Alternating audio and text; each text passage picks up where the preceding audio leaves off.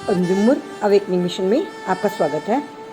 Friends, आज मेरे पास एक बहुत ही इम्पॉर्टेंट क्वेश्चन है जिसका जवाब देने के लिए मैं स्पेशल ये वीडियो बना रही हूँ, क्योंकि उसमें कई फोल्ड क्वेश्चंस थे। मैं यदि लाइव चैट में इसको लेती तो मैं बाकी सब लोगों के प्रश्नों का उत्तर नहीं दे पाऊँगी। इस स्पेशल केस में एक 54 इयर्स की महिला की डेथ हो जाती है एक हॉस्पिटल से दूसरे और दूसरे हॉस्पिटल से तीसरे हॉस्पिटल में रेफ़र करते करते, और बीच में उसको कोविड पेशेंट कह दिया गया और 15 दिन के लिए कोविड सेंटर में रहने के लिए बोला गया, जबकि वो पेशेंट कोविड का नहीं था। तो ये बहुत ही सीरियस मैटर था। मैंने सोचा कि मैं इस प्रश्न का उत्तर डिटेल में दूं, क्योंकि हर लेवल पर कोई ना कोई लीगल इशू इन्वॉल्व है, और मैं चाहती हूँ कि जो भी लीगल इश्यूज़ इस तरह के मैटर्स में आते हैं वो सारी जनता के लिए उपलब्ध हों। ये मैं एक केस की बात नहीं कर रही हूँ, क्योंकि एक केस तो एक व्यक्ति का होता है, किंतु मेरा पर्पस यहाँ पर इस तरह के इंसिडेंट्स में और इस तरह की घटनाओं में और इस तरह के मैटर्स में बहुत लोगों को मदद मिले, इसलिए मैं हर लेवल पर इन्वॉल्व इश्यूज़ के बारे में बात करना चाहती हूँ। ये प्रश्न था, एक हैं मिस्टर प्रसाद इरांडे, ये महाराष्ट्र से हैं। इनकी मदर 54 इयर्स की थी, जिनको लेफ़्ट हैंड में और चेस्ट में थोड़ी पेन हुई, तो ये हॉस्पिटल में लेके गए। मैं हॉस्पिटल का नाम नहीं लेना चाहूँगी, किंतु एक हॉस्पिटल में वो गए और वहाँ पर चेक कराया और बताया कि क्या प्रॉब्लम थी। लगभग 7 बजे के करीब उन्होंने एडमिट किया। रात को 12 बजे तक कोई स्पेशल डॉक्टर जो था इस प्रॉब्लम के लिए, कार्डियक प्रॉब्लम लगी, वो नहीं आया, पर उन्होंने क्लिनिक टेस्ट वगैरह किए। क्लिनिक टेस्ट में महिला तंदुरुस्त पाई गई। 12 बजे के करीब डॉक्टर ने आकर बताया कि इनका एंजियोग्राफी होगा। ठीक है, एंजियोग्राफी होगा। पेशेंट के रिलेटिव्स ने पूछा कि कब होगा, तो बताया गया कि मॉर्निंग में होगा। इसके अलावा कोई इन्फॉर्मेशन नहीं दी गई। तो फ्रेंड्स, मॉर्निंग में टू देयर अटर सरप्राइज़ एक एम्बुलेंस आती है और उनसे ये कहा जाता है कि आपको दूसरे हॉस्पिटल में रेफ़र किया जा रहा है। और वो हॉस्पिटल वहाँ से 32 किलोमीटर दूर था। तो यहाँ पर पहला प्रश्न जो मिस्टर इरांडे का था कि क्या ऐसा हो सकता है कि आपके पास वैसी फैसिलिटी नहीं है, आपके पास डॉक्टर नहीं है, एंजियोग्राफी नहीं हो सकती, तो क्या आप होल्ड करके रख सकते हैं और अपनी मर्जी से किसी भी हॉस्पिटल को आप रेफ़र कर सकते हैं? ये उनका प्रश्न था। तो मेरा इसमें जो व्यू है, मैं केवल अपना व्यू बताऊंगी कि अगर आपको ये लगता है कि पेशेंट को एंजियोग्राफी की आवश्यकता है और एंजियोग्राफी आपके यहाँ ऐसी व्यवस्था नहीं है, तो आपको तुरंत पेशेंट को शिफ्ट करने के लिए कह देना चाहिए। पहली बात तो आपको एडमिट भी नहीं करना चाहिए था। एडमिट कर लिया, आपने देखा जो प्रॉब्लम थी उसके लिए क्लिनिक टेस्ट, अगर किसी को एंजियोग्राफी करवानी है तो जिस भी हॉस्पिटल में एंजियोग्राफी करवाई जाएगी वो हॉस्पिटल भी पहले सारे क्लिनिक टेस्ट करेगा ही। इसलिए पहले तो आपको ये सोचना है कि आपको क्लिनिक टेस्ट में टाइम वेस्ट करना है या पेशेंट को तुरंत किसी हॉस्पिटल में रेफ़र करना है। रेफ़र करने में कोई दिक्कत नहीं है, रेफ़र किया ही जाता है। आपके पास व्यवस्था नहीं है तो आप उसको एडमिट नहीं करना चाहिए आपको, क्योंकि इसमें 98 का सुप्रीम कोर्ट का ऑर्डर है जिसमें ये स्पष्ट कहा गया है कि आपको पेशेंट को एडमिट करते समय 3-4 बातों को ज़रूर देखना है। पहला, आपके पास वैसी व्यवस्था है, वैसे डॉक्टर्स हैं, एक्सपर्ट्स हैं, तब तो आप एडमिट करिए, यदि नहीं है तो उसको एडमिट नहीं करिए। फिर एडमिट किया है तो एडमिट करके आपको ट्रीटमेंट तय करना है और ट्रीटमेंट वैसा देना ही है।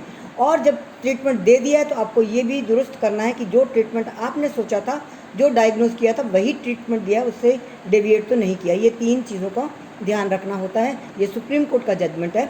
इस मैटर में मुझे ऐसा लगता है कि एडमिट करना ही नहीं चाहिए था। तुरंत उनको कहना था कि कार्डियोलॉजी का हमारे पास व्यवस्था नहीं है और किसी भी हॉस्पिटल को रेफ़र कर देना चाहिए था जहाँ पर कार्डियोलॉजी का इंतज़ाम हो।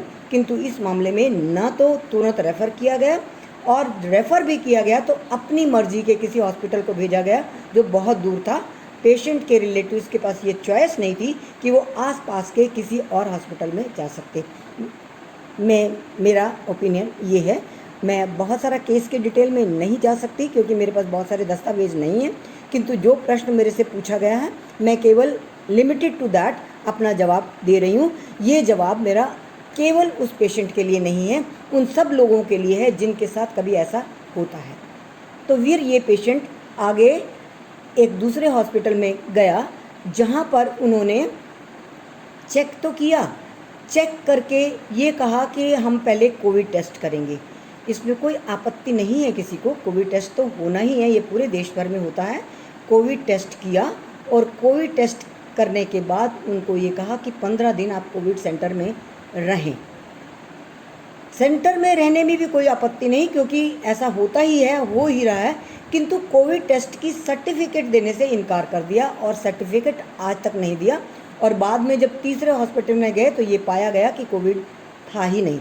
बीच बीच में वो बार बार कहते रहे हमारे पास फिजिशियन नहीं है, या कार्डियोलॉजिस्ट नहीं है, या हमारे पास डॉक्टर अभी नहीं आया, अभी हम एंजियोग्राफी नहीं कर सकते, आप पहले कोविड सेंटर में रहिए, उसके बाद हम देखेंगे हम कब करेंगे। ये कोई भी आश्वासन नहीं दिया।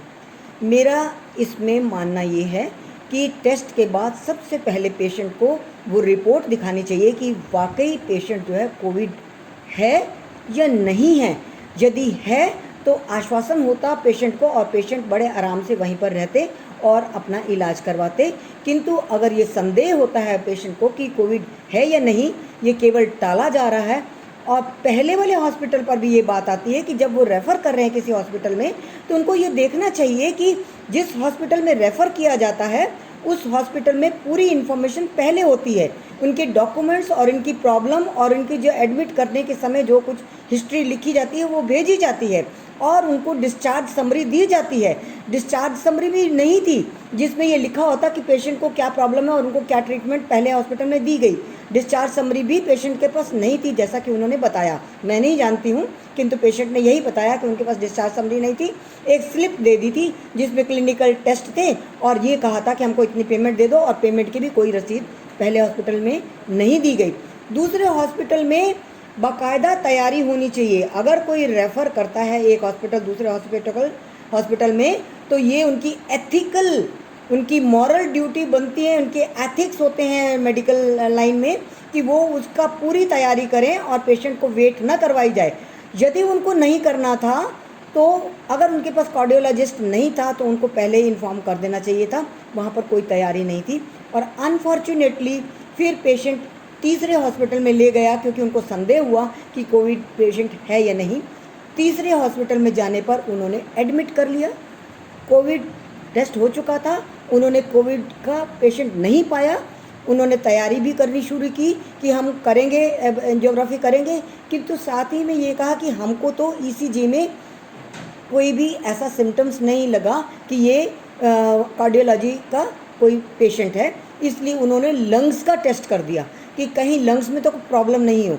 जबकि हुआ क्या कि पहले वाले हॉस्पिटल ने भी कार्डियक प्रॉब्लम बताई थी, दूसरे वाले हॉस्पिटल ने भी सॉर्बिटेट दी थी जो मेडिसिन स्पेसिफिकली केवल हार्ट पेशेंट को ही दी जाती है, वहाँ पर ये दी गई, मीनिंग देयर बाय कि पेशेंट तो था कार्डियक प्रॉब्लम का, और वहाँ पर लंग्स का और इसका उसका एक्सरे करते रह गए और नहीं किया। और अल्टीमेटली हॉस्पिटल में, उसी थर्ड हॉस्पिटल में कार्डियक अरेस्ट से ही पेशेंट की डेथ हो गई।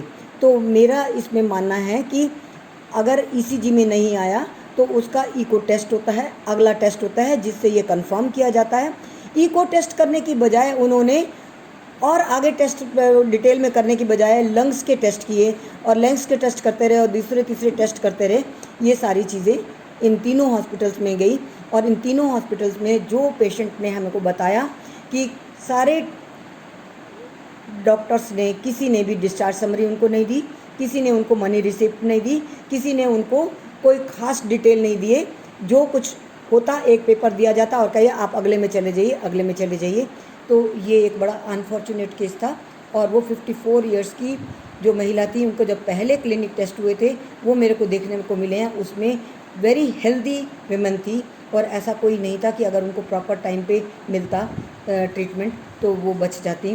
तो ये मैं अपने सारे श्रोताओं को केवल ये बताना चाहती हूँ कि जब जब कभी ऐसी स्थिति आए आपके साथ तो आपको क्या करना चाहिए और डॉक्टर्स को क्या करना चाहिए और डॉक्टर्स ने में क्या नहीं किया वो आप देखिए।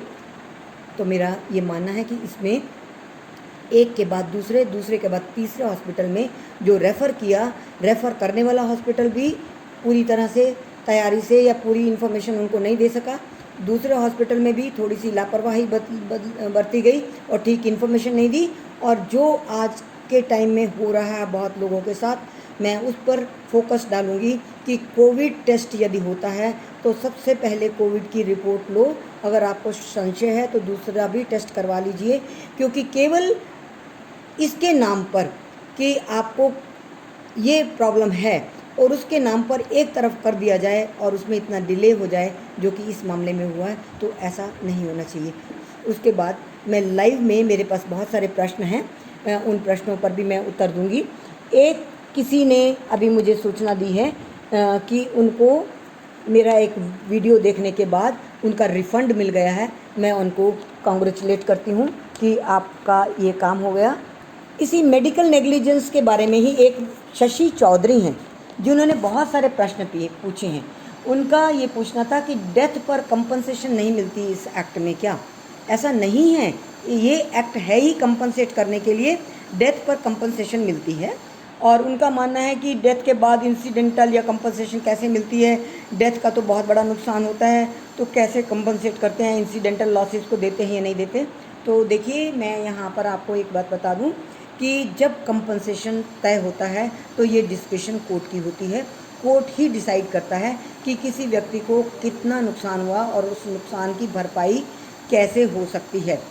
आप इंसिडेंटल लॉसेस की बात कर रहे हैं, उसमें देखा जाता है कि पेशेंट की उम्र क्या थी, उसकी कैपेबिलिटी क्या थी, वो नौकरी कितनी करता था, वो कितना इंटेलिजेंट था, इंजीनियर था, डॉक्टर था, उसकी आगे फ्यूचर में उसके क्या प्रॉस्पेक्ट्स थे, सारी चीज़ों को ध्यान में देखा जाता है। और डिपेंडेंसी क्या थी, उनके ऊपर कितने लोग डिपेंडेंट थे, कितने लोगों को लॉस हुआ, ये सारी चीज़ें कैलकुलेट होती हैं और उसके अनुसार ही कोर्ट ऑर्डर करता है कि कितनी कंपनसेशन दी जाए। तो ये शशि चौधरी को मेरा ये जवाब है कि उनके मैटर में क्या होगा, अगर उन्होंने केस डालना है तो किस तरह की बात उनके मन में होनी चाहिए। दूसरा, उन्होंने एक प्रश्न पूछा है कि इसमें यदि 4 लोग हैं, डॉक्टर्स हैं, 2-3 डॉक्टर्स हैं और हॉस्पिटल हैं, सारे इसमें पार्टी हैं, तो क्या सबको पार्टी बनाना चाहिए और सबको डॉक्यूमेंट देने चाहिए? क्या वो एक पिटीशन बनाते हैं और सारे डॉक्यूमेंट्स उनको दे देते हैं तो क्या उनका डिफेंस डिस्क्लोज नहीं हो जाता, उनको दिक्कत नहीं होती? सारे डॉक्यूमेंट देने चाहिए कि नहीं देने चाहिए?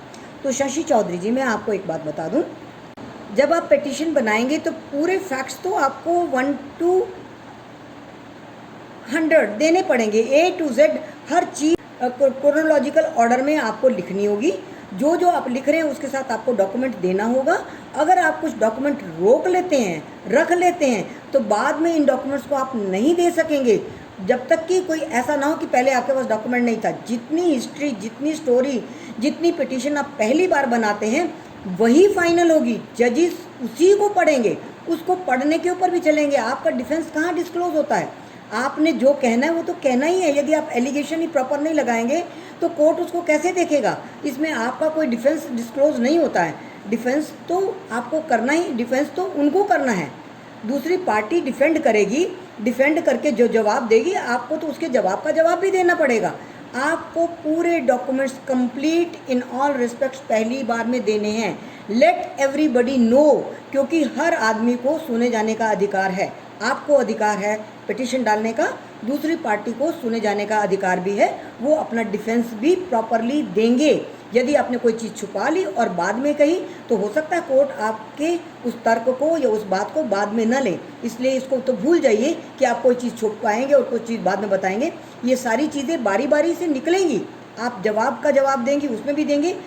आज बाद में आर्गूमेंट्स के टाइम पर आपको रेलेवेंट लॉ भी लगाना पड़ेगा कि आपके केस में आपके फैक्ट्स के अनुसार कौन सा और लॉ है, कौन सा लॉ है, कौन सी जजमेंट्स हैं जो आपके केस पर एप्लीकेबल होंगी। तो आप छुपा नहीं सकती हैं, आपको सारी चीज़ें लगानी है और इससे कुछ डिस्क्लोज नहीं होता। फैक्ट्स तो उनको आपसे ज़्यादा पता है, आप क्या छुपाओगे? उनको तो पता है कि उनकी केस हिस्ट्री में क्या क्या उन्होंने किया है। तो आप छुपा भी लोगे तो उनको तो पता, वो जो उनको पता है और आपको नहीं पता वो छुपा लेंगे, आपका नुकसान हो सकता है। इसलिए सारी चीज़ें आपको क्रोनोलॉजिकल ऑर्डर में हर चीज़, हर डॉक्यूमेंट आपको लगाना है। कभी कभी कोई डॉक्यूमेंट आपके पास नहीं होता, आप परमिशन लेके दोबारा उस डॉक्यूमेंट को लगा सकते हैं, किंतु अच्छा हो आप सारी चीज़ें लगा दें। Thank you very much friends. हम फिर मिलेंगे एक नए इश्यूज़ के साथ और आपके प्रश्नों के जवाब के साथ हम मिलेंगे। ये वीडियो हमारा केवल आपके प्रश्नों के उत्तर के लिए है। अलग से विषय पर हम अलग से वीडियो बनाते हैं, ये वीडियो हम केवल प्रश्नों के उत्तर के लिए बनाते हैं। आपके प्रश्न हमें मिलते रहेंगे तो हम आपको उत्तर देते रहेंगे। बने रहिए हमारे साथ, हमारे चैनल को सब्सक्राइब कर लीजिए और हमारे वीडियोस को अधिक से अधिक शेयर करिए, पसंद हो तो लाइक करिए और आइकॉन बटन को मत दबाना भूलिए, क्योंकि जब तक वो नहीं दबाएंगे आपको नोटिफिकेशन नहीं मिलेगा। Thank you very much.